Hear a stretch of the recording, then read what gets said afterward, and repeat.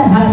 Ian De Leon, nilinaw ang one-person corporation para sa legacy ni Nora Honor, iginiit na magiging patas sa mga kapatid sa usapin ng mana.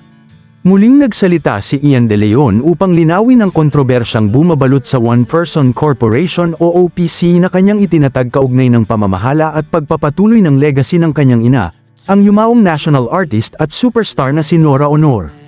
Sa panayam niya kay Boy Abunda sa Fast Talk with Boy Abunda, detalyadong ipinaliwanag ni Ian na ang OPC ay hindi lamang para sa negosyo kundi bahagi ng mas malawak na plano upang mapangalagaan at mapalawak pa ang impluwensya at inspirasyong iniwan ng isa sa pinakamahalagang artista sa kasaysayan ng Pilipinas.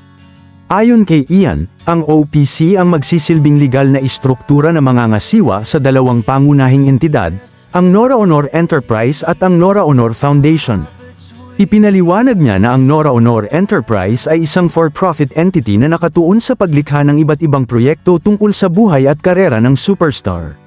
Yung enterprise ay sa for-profit entity, meaning to say we have plans of doing shows, concerts, documentary, exhibits, whatnot, musicals and stuff like that. That's why established also the other entity, the Nora Honor Foundation, so that 15% of the proceeds from the enterprise will go to the foundation, paliwanag ni Ian.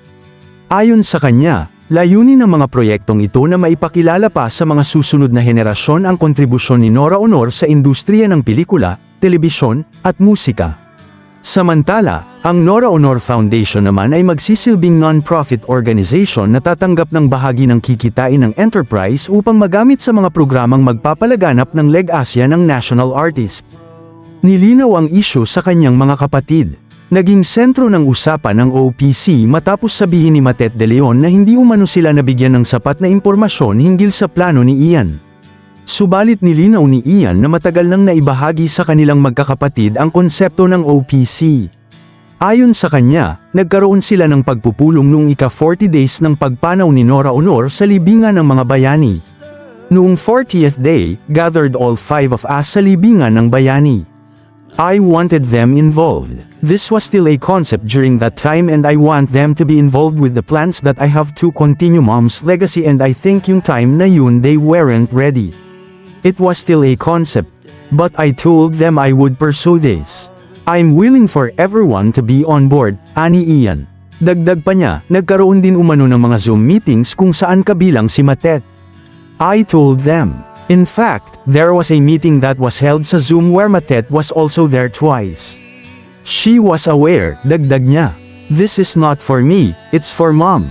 Sa kabila ng mga hindi pagkakaunawaan, sinabi ni Ian na ang kanyang pangunahing layunin ay hindi para sa sarili kundi para sa pagpapatuloy ng mga pangarap ng kanyang ina. As far as I'm concerned kasi, in a family unit, unfortunately for us kasi we're public. Everyone knows what's happening, but people have to understand that family units have their own misunderstandings, aniya. So para sa akin, it's only a matter of time. I would let time take its own course. I don't want to force anything until it's the right time for things to be solved. Ayon kay Ian, naniniwala siyang darating ang panahon na magkakaisa rin silang magkakapatid para sa iisang layunin. I would do whatever it is to uphold Mom's legacy and to fulfill what her dream was while she was still around. This is not for me, it's for Mom. People have to understand, it's for her legacy, the continuation of her legacy because that's what we want eh. Binigyang diin din niya na hindi dapat matapos sa pagpanaw ni Nora Honor ang impluwensya nito sa mga Pilipino. Just because she passed away doesn't mean her legacy would end there. It's more on extending her inspiration from a little girl who's selling water and peanuts at train station to becoming a superstar and ultimately a national artist.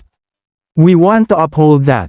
Siguro our opinions may differ, but ultimately I can see in the future na, we will all connive into one certain purpose. Usapin ng mana. Isa rin sa mga pinakamainit na isyu ay ang tungkol sa mana ng superstar. Nilinaw ni Ian na maraming maling akala ang publiko tungkol sa proseso ng paghahati ng ari-arian. Just to make things clear, the mana issue. I just wanna set the record straight, things take time. It's not like your mother passes today, the next week may mana. Everything has to be dealt legally, ani Ian. Ipinaliwanag niya na ang lahat ng ari-arian at karapatan ay kailangang dumaan muna sa legal na proseso bago magkaroon ng anumang distribusyon. Ayon pa sa kanya, isa sa mga dahilan kung bakit niya pinili na pangunahan ang proseso ay upang masigurong hindi maaabuso ang pangalan ng kanyang ina. I'm no legal expert but I'm sure as heaven that I will have a crash course on legalities, in order for this to have order and structure, kasi one reason why I decided to pursue this, is I don't want mom's name to be used freely, loosely by anyone, who does things for their personal gain. Sa kabila ng pagiging legal heir ni Nora Honor bilang kanyang nag-iisang biological child, tiniyak ni Ian na magiging patas siya sa kanyang mga kapatid. Of course, definitely, all will be given fairly. It's hard kasi Tito Boy to focus on what's happening, all the discussion that's been thrown around especially with what's happening with the siblings and all. But I have to keep our focus on extending, and doing what needs to be done, in order to establish mom's legacy and to continue that for further generations. Emosyonal na tugon ni Lotlot de Leon. Matapos ang naging panayam ni Ian, naglabas naman ng emosyonal na pahayag ang kanyang kapatid na si Lotlot de Leon. Hindi nito itinanggi na nasaktan siya sa ilang naging pahayag ni Ian at iginiit na wala siyang anumang interes sa mana ng kanilang ina. Pahayag ni Lotlot, sa kanya na lahat, wala akong hinihingi, wala kaming hinihingi, wala akong inaagaw, walang inaagaw si Matet, he can have it all, para sa akin sapat ng natawag kong mommy si Nora Honor. Sapat na pinalaki ako ng superstar. Galit ako. Ayon kay Lotlot, ang ilan sa mga naging pahayag ni Ian sa mga nakaraang panayam ay hindi umano naaayon sa katotohanan at labis siyang nasaktan dito. Sa kasalukuyan, nananatiling usap-usapan ang isyu sa pagitan ng magkakapatid. Gayunpaman, kapwa ay pinapahayag ni na Ian at Lotlot na mahalaga sa kanila ang pangangalaga sa alaala at legacy na iniwan ng tinaguriang superstar ng Philippine cinema. Si Nora Honor ay pumanaw noong April 16, 2025 sa edad na 71.